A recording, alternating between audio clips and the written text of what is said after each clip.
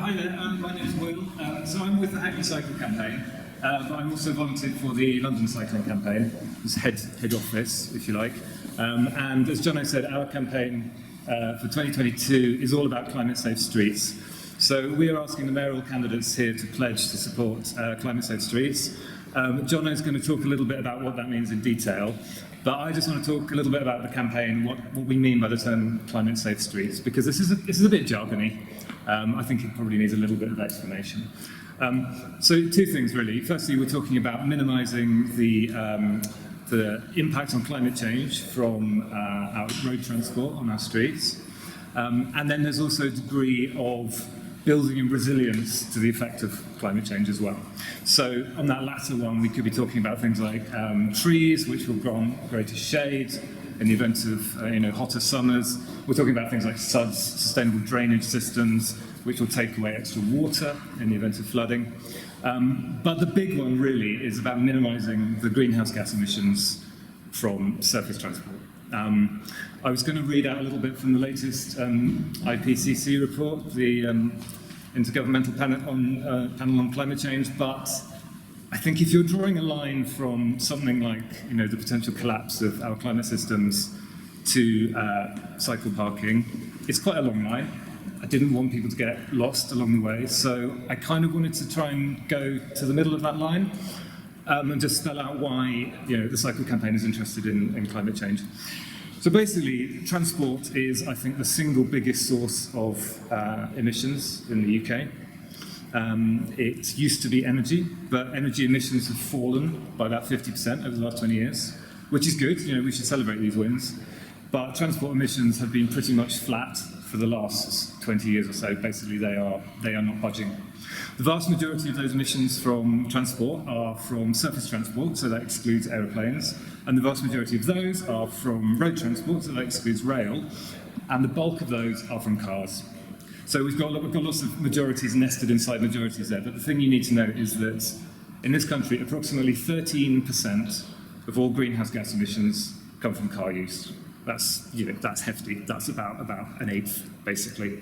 So the challenge is, how do we reduce those greenhouse gas emissions from road transport? And the nice sort of simple campaigning answer is that we reduce car journeys. Basically, we reduce vehicle miles driven and we reduce the number of journeys.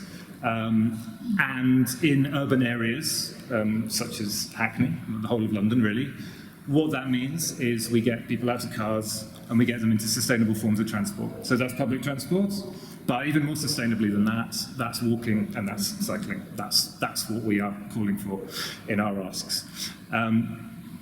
Beyond that, obviously not all car journeys can be replaced, we understand that. So there will be a place for example, car sharing, where people, rather than owning a car, get to rent a car for a short period of time. And then beyond that, there are things like electric cars, which I'm sure the candidates will talk about. So that, as I said, in a sort of simplistic campaigning world, that's what we want to do. That sounds fairly straightforward. What I want to talk about a little bit is what is the prognosis for that actually happening? What are the conditions here in Hackney?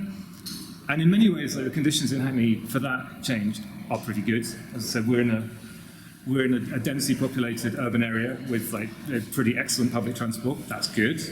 We know that in Hackney, I think 3 out of 10 households have access to a car. So, that's London-wide, UK-wide, that's very low. We know that in Hackney, 33% of people cycle at least once a week already. So by the best estimates we have, there are more cyclists than drivers in Hackney. It's fantastic. There are lots of things London-wide that go in our favour as well. So when you look at the types of car journeys across London, we know that 1/3 of those car journeys are 2 kilometres or less. So they could be walked in 20 minutes. Another third of those journeys are 5 kilometres or less, which means they could be cycled in 20 minutes or less. And obviously, it is possible to cycle for more than 20 minutes. TfL figures suggest that even when you account for things like people carrying heavy loads, people who are infirm or can't cycle, something like 68% of all car journeys could be replaced by cycling. By cycling alone, walking in public transport, that figure is pretty huge. So, all these things are definitely putting us in the right direction. We've got really good conditions for this. And also, compared to other sectors, that have to hit net zero or nearest damn it. We know basically what the solutions are here. We know what the technologies are. Nobody needs to invent zero carbon air travel for this to work. You know, we've had bicycles for 150 years. We've had public transport for 150 years. People have walked for 5 million years. You know, like, we don't need to reinvent anything here.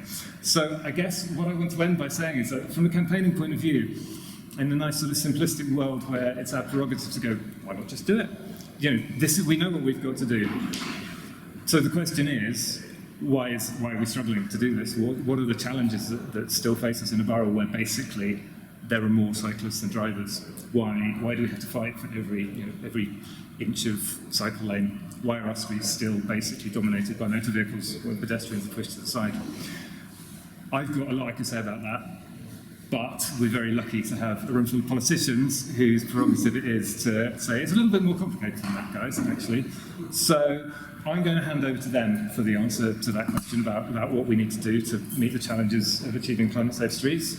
But before I do that, I'm just going to hand back to Jono, who's going to talk through the specific mayoral asks. Yes.